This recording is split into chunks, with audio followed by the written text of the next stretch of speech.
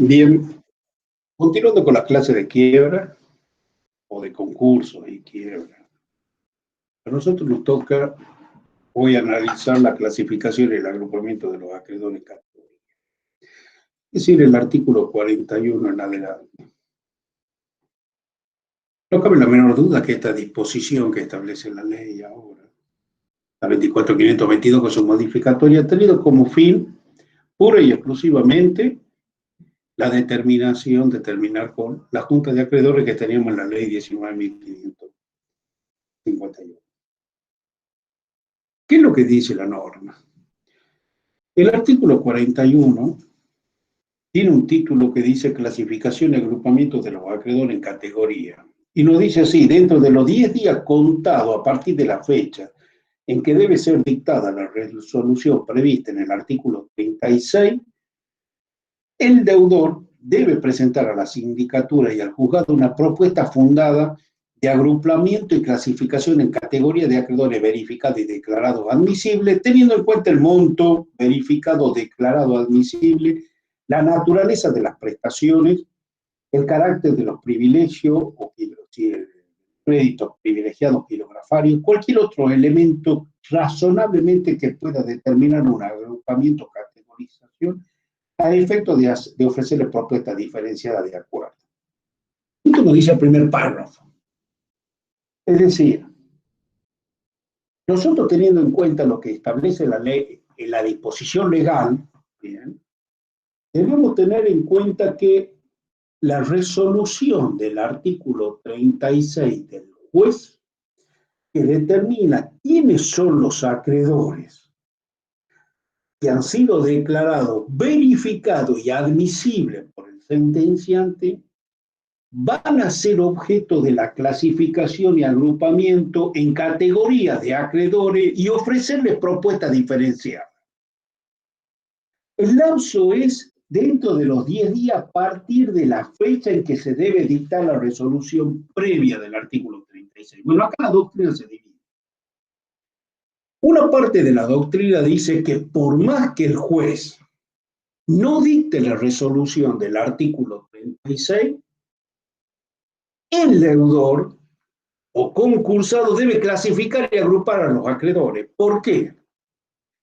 Porque el dictado de la resolución del artículo 36, si bien no está en la resolución del artículo 14 de la ley que establece los pasos procesales a los efectos de cómo se va a motivar este concurso preventivo, sí está determinado la fecha en que se debe presentar el informe individual por parte de sindicatura y el informe general. Entonces, esta doctrina establece que la falta del dictado de la sentencia del artículo 36 no impide al concursado el dictado de la presentación de clasificación y agrupamiento. En esa parte está una parte, sobre todo la doctrina con Rivera. Cierta parte Ruillón también. Sin embargo, otra parte de la doctrina dice que no es así. Sobre todo Yuyenbas. Es decir, no se puede establecer justamente que si el juez no dicta la resolución del 36, el concursado tenga la obligación de clasificar y agrupar. Porque justamente la clasificación y el agrupamiento son con las disposiciones que dice el artículo 36, es decir, con lo que el juez ha dictado la sentencia determinando quiénes son los acreedores que van a poder ser clasificados y agrupados para ofrecerle propuestas diferentes. Más aún, cuando ustedes vieron la resolución del artículo 36, una de las críticas que hacía Mafia a la ley antes de su modificatoria es decir que el juez no cuenta por otro porque lo único que hacía era contar la cantidad de acreedores que en el informe individual, es decir, en el informe que ha realizado el síndico, a través de la presentación tempestiva del artículo 32, etcétera, ha dispuesto, mediante opinión fundada, si era factible o no que este acreedor sea verificado, o sea declarado admisible, o sea determinado como admisible. No, No era obligación del juez en la resolución del 36 continuarlo. No había obligación del juez seguirlo exclusivamente. Todo lo contrario. El juez podía apartarse del informe por el síndico e inclusive rechazar algún tipo de verificación que el síndico había aconsejado como viable y declararlo admisible, o bien directamente declararlo inadmisible, rechazarlo tanto la verificación como la admisibilidad.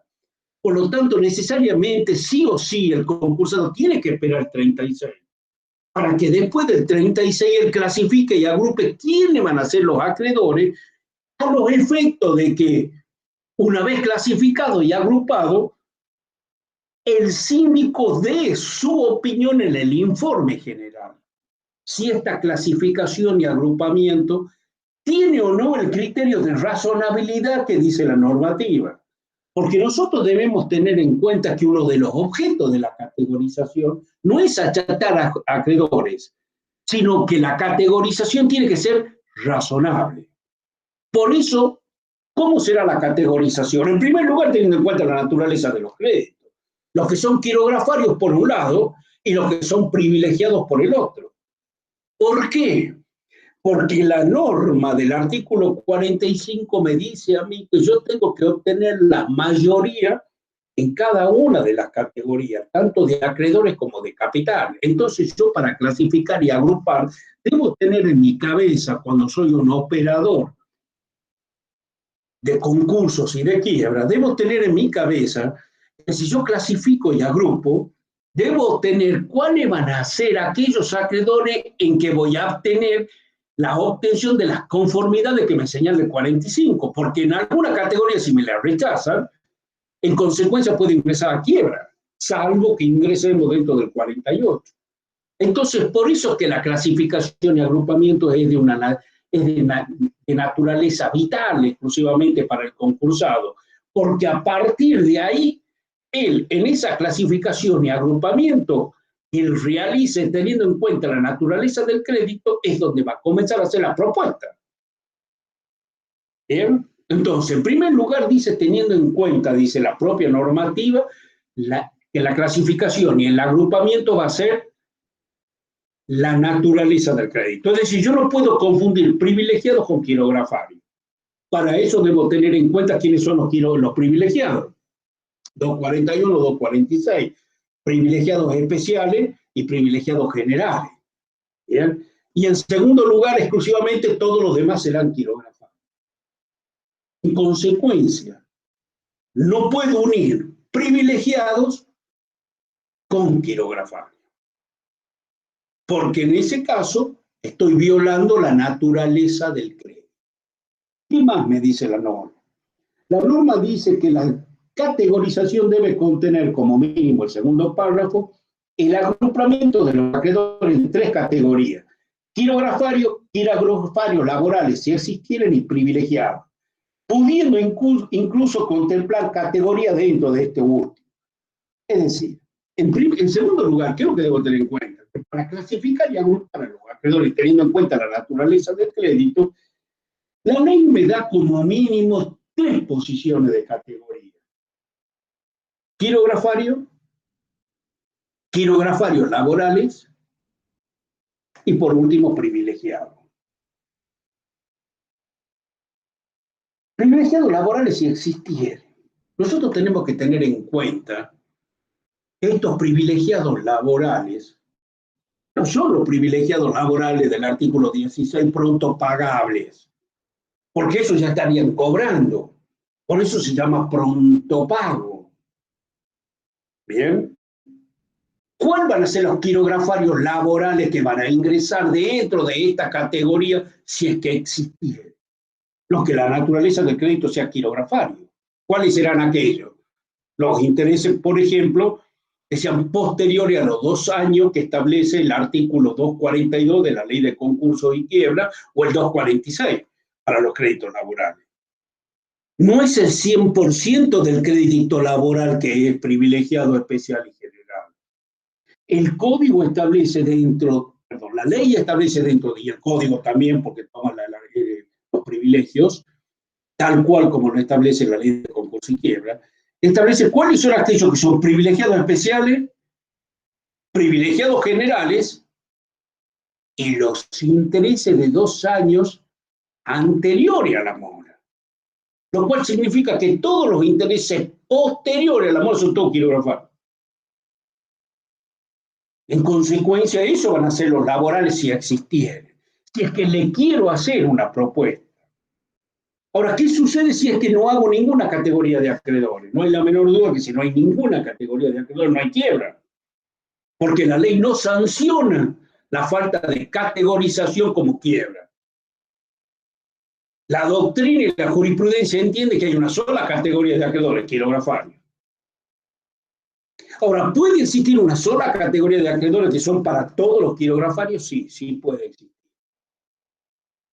Exclusivamente la propuesta va a ser para los acreedores quirografarios. Por lo general, cuando en la práctica nosotros tratamos de alejar en nuestra propuesta de acreedores a aquellos que tienen naturaleza impositiva o tributaria. ¿Por qué uno lo saca dentro de la categorización, ya sean de naturaleza quirografaria o de naturaleza privilegiada al crédito? Porque lo que sucede con este tipo de acreedores es que ellos necesitan una resolución que es propia y exclusiva del ente al cual responde el abogado. Es decir, el abogado de renta o el abogado de AFIP, en una propuesta de categoría de acreedores impositivos, no pueden ellos aprobar la propuesta por sí mismos porque carecen de esa facultad, le excede.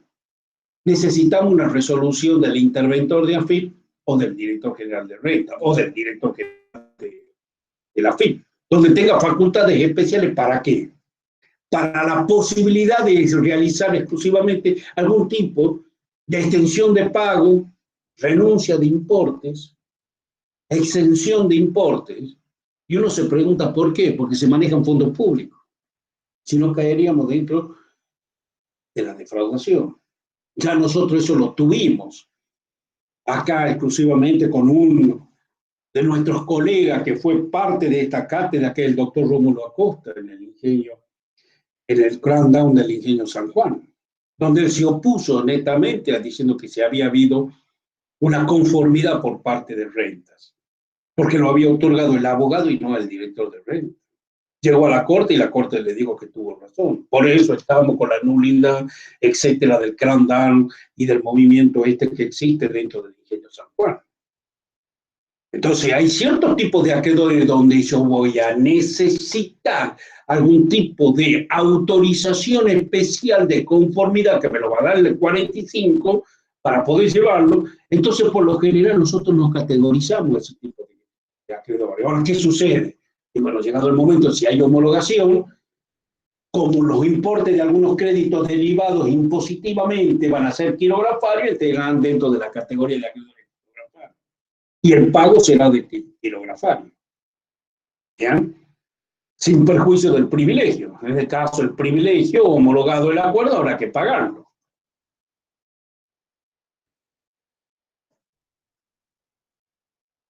Créditos subordinados. Los créditos subordinados, por lo general, exclusivamente, son aquellos en que con la conformidad del acreedor se subordina el pago, es decir, se extiende el pago. Estos formarán también una categoría especial de acreedor. Pero por lo general,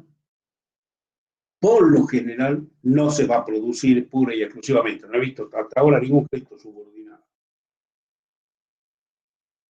Artículo 42. Resolución de la categorización. Dentro de los 10 días siguientes fijado al plazo en el artículo 40, el juez dictará resolución fijando definitivamente la categoría de acreedores comprendidos en él. El primer párrafo del artículo 40 está estableciendo diciendo que el juez, la categorización que hizo en el 41 el concursado, teniendo en cuenta la naturaleza del crédito, el privilegio y siendo razonable cada una de las categorizaciones para evitar el abuso y el achatamiento de los acreedores, el juez tiene que dictar una resolución de manera definitiva. ¿Cuándo lo va a dictar? El plazo que establece la norma es dentro de los 10 días siguientes fijado en el artículo 40. ¿El 40 cuál es el artículo? Es el periodo de observación del informe general. Acuérdense ustedes que por el artículo 39 el síndico debe presentar el informe general. Dentro del 39 está el inciso que hace referencia pura y exclusivamente a la categorización y clasificación de la categoría de acreedores que tiene que hacer el síndico, que tiene que hacer una fundamentación. Eso no significa que esa fundamentación tenga que cambiar. El síndico no lo puede cambiar, ni menos aún el juez. El juez no puede cambiar ninguna clasificación de categorización de acreedores. Tienen que obligarlo exclusivamente al concursado a que categorice. Si no categoriza, se entiende que es una sola, quirografario. Eso dice la doctrina. Ahora bien, ¿cómo sabemos que hay que dictar la resolución del artículo 42? Y bueno, porque la tenemos en la resolución del artículo 14. Acuérdense bien que cuando yo expresamos en clase e indicamos el contenido de la sentencia de concurso preventivo, en ese contenido de la sentencia de concurso preventivo estaba la fecha en que el síndico debe presentar el informe individual y el informe general. A partir de la presentación en la oficina del informe general, yo tengo 10 días para observar. Bien. La pregunta es, ¿notificación personal por los códigos? No, oficina. El informe individual y el informe general son oficina. No hay notificación personal. Salvo en aquellos concursos mínimos, como son los pequeños concursos, que puede haber 3 acreedores, como es el concurso del consumidor, donde hay 3 bancos nada más, o 2 bancos y LANCE, si en el caso de jubilado, entonces en ese caso sí se puede hacer una notificación personal, ¿bien? Teniendo en cuenta el tamaño y la amplitud de la causa. Pero si nosotros tenemos 400 acreedores, va a ser medio difícil que podamos notificarlo. Por eso la ley dice la oficina. Y esta consecuencia de la oficina es como consecuencia del artículo 32, donde yo me presento como acreedor y debo notificar el domicilio especial al momento de que hago la presentación dentro de los radios del juzgado. ¿Bien? Ahora bien, ¿es apelable la resolución del artículo 42? En principio es inapelable. Esta por las disposiciones generales que establece la ley de concurso y quiebra, donde en la parte procesal se establece que todas las resoluciones que se dicten son inapelables. No obstante, nosotros vamos a ver en la práctica que hay ciertos tipos de casos que la apelan. En cualquiera que la apelan teniendo en cuenta que cualquier acreedor teniendo en cuenta sobre todo que no hay razonabilidad. Puede haber abuso. En Tucumán está dividida la jurisprudencia. En ambos casos, en algunos se concede y en otros se niega. Muchos han ido por queja y se han abierto las quejas. No es necesario señalar cuáles son esas disposiciones. ¿Qué más nos dice la norma? En dicha resolución, el juez designará a los nuevos integrantes del comité, el cual quedará conformado como mínimo por un acreedor por cada categoría, debiendo integrar el mismo necesariamente el acreedor de mayor monto dentro de la categoría, y por 2 nuevos representantes de los trabajadores de la concursal elegidos por los trabajadores que se incorporan al ya electo conforme al artículo 14, inciso 3. El juez podrá reducir la cantidad de los representantes de los trabajadores cuando la nómina de empleado así lo justifique. A partir de ese momento cesa las funciones de los anteriores integrantes del comité que representan a los acreedores. Nosotros hemos visto que cuando el juez dicta la resolución del artículo 14, tiene que designar un comité de acreedores durante el lapso del concurso preventivo, que son los 3 acreedores de mayor monto quirografario. Como el juez ha dictado la resolución del 36, también debe formar el comité que va a vigilar el control del cumplimiento del acuerdo preventivo. También van a ser los acreedores de mayor monto. También van a ser quirografarios. Si hay 3 acreedores quirografarios, los 3 van a formar la categoría. Porque es categoría. Bien. Ahora, ¿qué pasa si estos acreedores no forman la categoría? como generalmente sucede. No forman el comité, perdón. ¿Hay sanción? No, no hay ninguna sanción. Lo que sucede es que puede haber existido o existe por lo general algún tipo de actividad realizado por el concursado que excede el 15, el artículo 15, y que en esa eventualidad ya de determinado quiénes son los acreedores que van a vigilar el control, pueden haber actos de disposición, entonces se va a necesitar una autorización judicial donde este comité tiene que vigilar si se dilapida o no viene que forma parte de la masa. En esa circunstancia es necesaria la formación del comité, pero no hay sanción alguna para formar. En consecuencia, siempre va a ser el síndico el que va a estar informando exclusivamente al juez sobre el cumplimiento del acuerdo. ¿Qué es lo que hace esta norma? Hace ingresar dentro de este comité a los acreedores, a formar parte del comité de los trabajadores. Si son más de 3, entonces el juez lo reduce a la cantidad que sea necesaria. ¿A qué clase de facultad sindical se está refiriendo exclusivamente la ley de concurso y quiebra? A la formada como cuestión, a la formada por opinión, no por opinión, por constitución sindical de primer grado, segundo grado, tercer grado. Aquí generalmente siempre va formando parte del comité lo que son sindicatos de la empresa. Los delegados del sindicato, los delegados de la empresa, porque son ellos los que están vigilando la fuente de trabajo.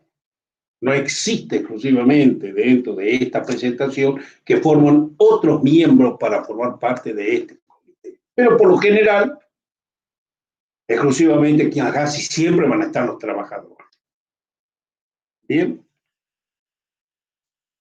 Ahora bien, presentado entonces la categoría, dictada la sentencia, a partir de ese dictado de la sentencia se habla un periodo que se llama de exclusividad.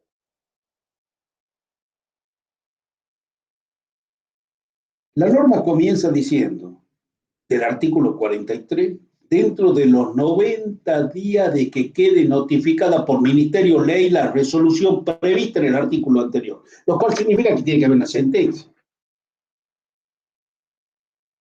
El segundo característica es que esa resolución del artículo 42 es notificada por Ministerio Leyes, lo cual significa que no hay notificación personal sino en la oficina.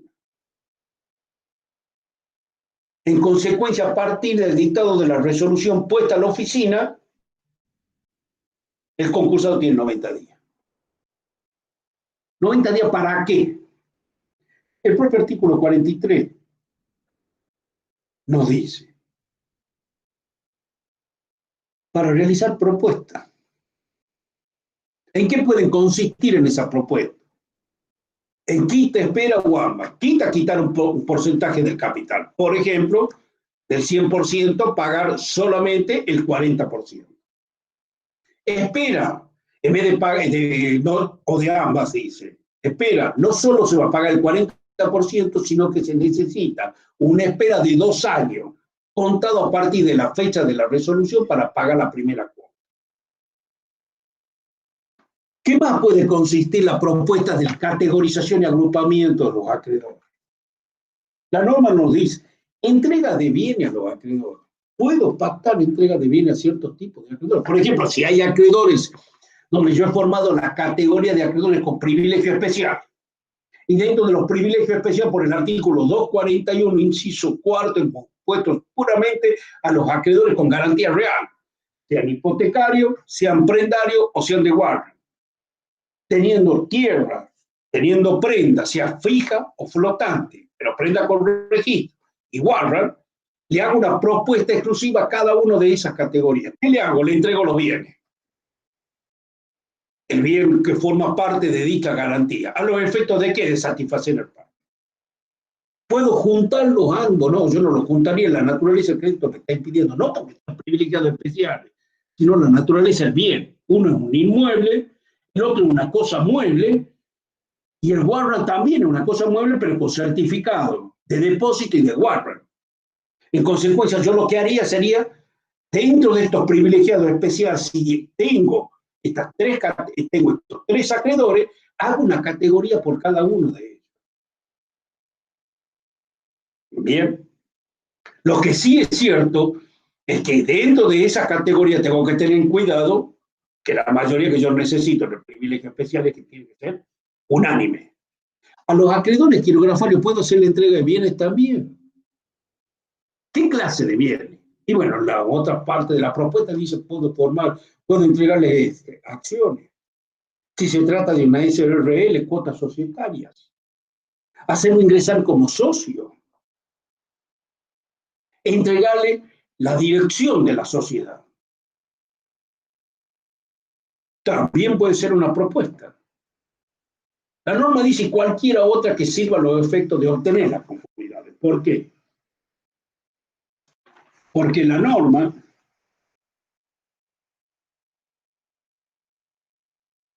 o cualquier otro acuerdo que se obtenga con la conformidad suficiente dentro de cada categoría y en relación a los totales de los acreedores a quien se le va a formular la propuesta. Entonces, por lo tanto, bien, cualquiera sea la propuesta, yo puedo hacer.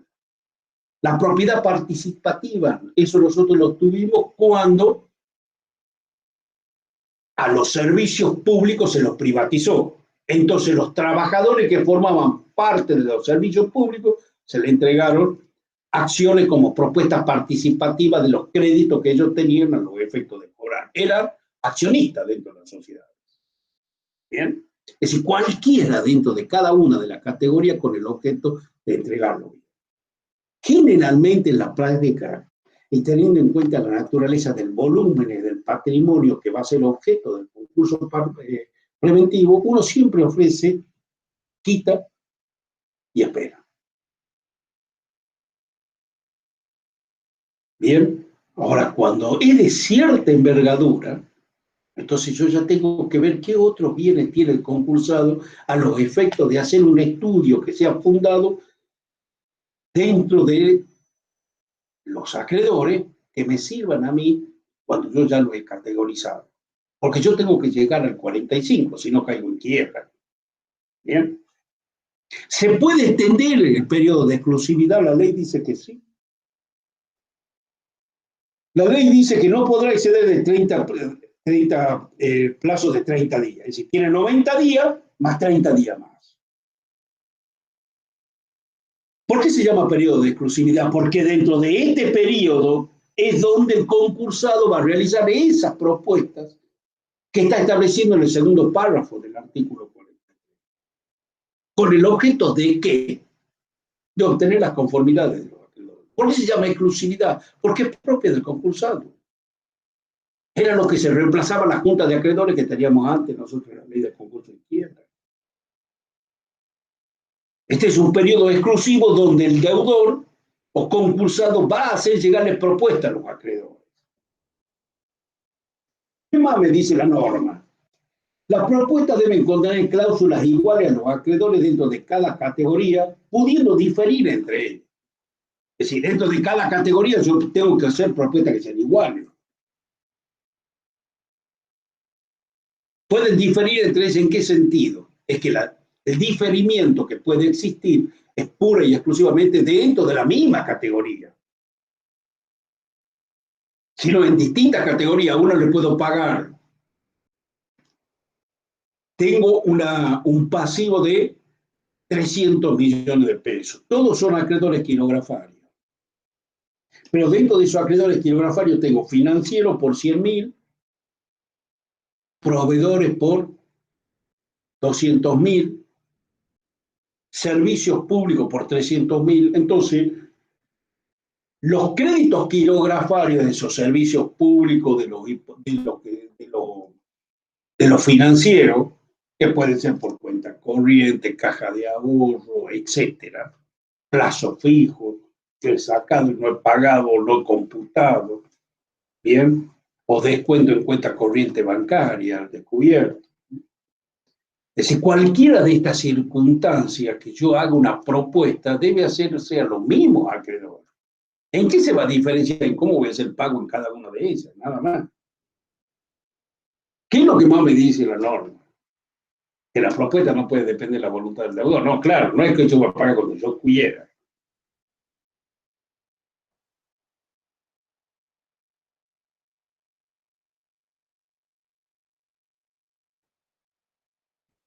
Si la propuesta no consiste en una quita o una espera, debe expresar la forma y el tiempo en que serán calculadas las deudas en moneda extranjera que existieran con relación a las prestaciones efectivas.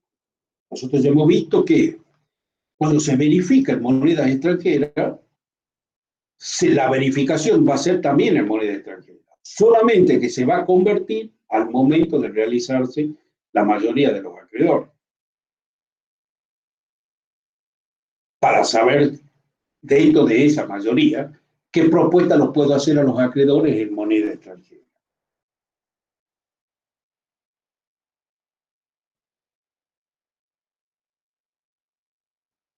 Los acreedores privilegiados pueden renunciar a sus privilegios, sí.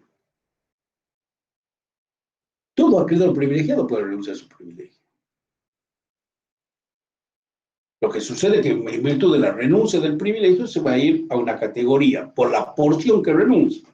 Por ejemplo, hipotecarios, prendarios o de guardia solamente pueden renunciar, porque tienen un privilegio especial,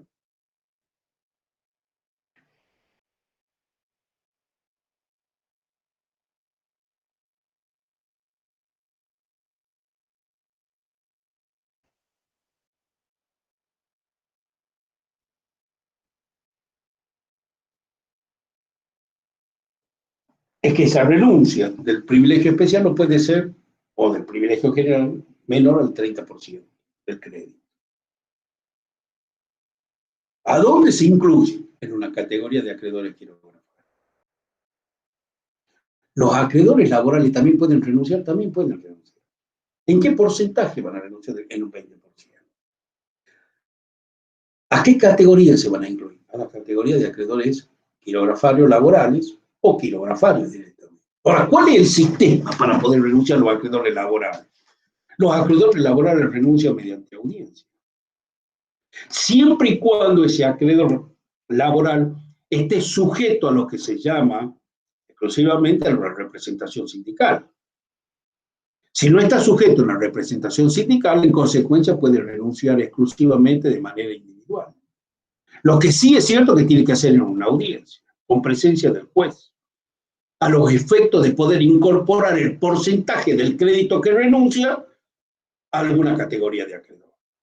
Ahora, en el caso de nulidad o incumplimiento del acuerdo, el acreedor laboral va a recuperar el privilegio que ha renunciado. Es decir, que vaya a la quiebra por el 100%, no por lo que ha renunciado. Distinto al acreedor privilegiado, hipotecario, prendario, etc. Esa es una ventaja que la ley ha otorgado al acreedor laboral a los efectos de recuperar su crédito. Porque el objeto de él, cuando ha renunciado, ha sido favorecer la continuación de la actividad y del concursado, es decir, la fuente de trabajo.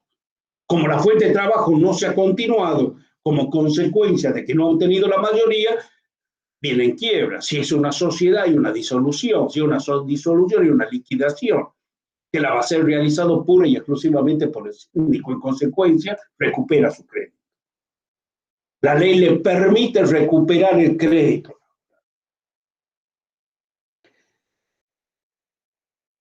Ahora bien, el deudor tiene que hacer pública la propuesta. ¿Qué propuesta? Esa propuesta que le va a realizar a los acreedores de quita, de espera, de entrega de bienes, de constitución de sociedades, de propiedad participativa, etcétera, la debe hacer pública. ¿En qué plazo? Nos dice la ley. La ley claramente dice que debe hacer pública sus propuestas, presentando la misma en el expediente con una anticipación no menor a 20 días de vencimiento del plazo de exclusividad. Si no lo hiciere, será declarado en quiebra, excepto del artículo 48. ¿Ve? Cuando la ley sanciona algún tipo de omisión por parte del concursado, es porque directamente la ley, el legislador, le impone la quiebra. Nosotros cuando decíamos que el deudor tenía que categorizar o clasificar o agrupar y si no lo realiza, no hemos visto ningún tipo de disposición establecido por el legislador concursal que lo sancione. Todo lo contrario. En cambio, la propuesta, dentro de los 20 días de hacerse pública, acuérdense que tienen 90, que se puede extender a otros 30, son 120 días, y 20 días antes de que venza el periodo de exclusividad, el deudor debe hacer pública la propuesta. Como, ¿qué significa pública? Presentando en el expediente. ¿Cómo se hace esa publicidad? Una presentación se hace en el expediente, comunicándole al juez, y la otra se entrega al síndico, haciendo conocer exclusivamente que se ha presentado la propuesta de acreedores, para obtener la conformidad que establece el artículo 45 de la ley dentro de cada categoría. No cae en quiebra salvo la disposición del 48, que lo analizaremos después. En los otros casos, automáticamente se determina la quiebra. ¿Puede modificar la propuesta original? El deudor sí la puede modificar. ¿Hasta qué momento? Hasta el momento de celebrarse la junta informativa del artículo 45. Es decir, lo único que se puede cambiar entre el lapso del artículo 41 al artículo 43 es la propuesta. Lo que nunca voy a poder cambiar va a ser clasificar y agrupar a los acreedores. No lo va a poder hacer una vez presentado en el expediente la clasificación y agrupamiento que dice el artículo del concursado, por eso debo tener especial cuidado, porque la ley en este interregno no me lo permite, ni tampoco lo puede hacer el juez o el síndico. En el caso de que no hay propuesta, en caso de que no hay clasificación ni agrupamiento, automáticamente quiebra. En el caso de que no haya propuesta dentro de los 20 días, quiebra. La propuesta, cuando no hay solamente va a haber exclusivamente para los acreedores quirografarios. Si los acreedores quirografarios no lo aceptan, teniendo en cuenta la mayoría que dice el 45, quiebra. ¿Bien?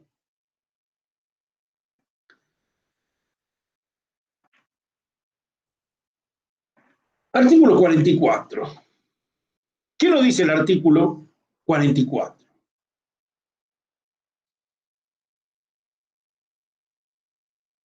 El artículo 44 dice que el deudor puede ofrecer propuesta a los acreedores quirografarios o alguna categoría de ellos.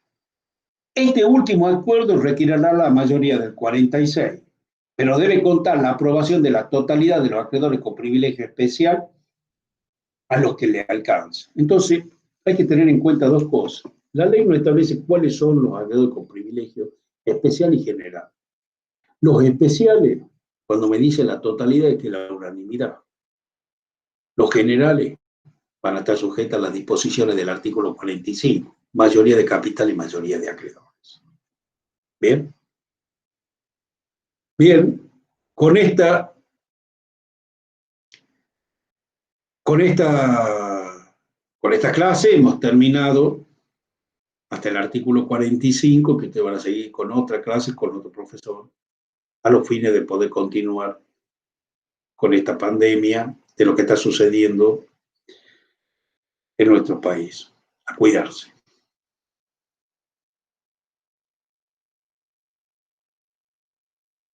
Rob.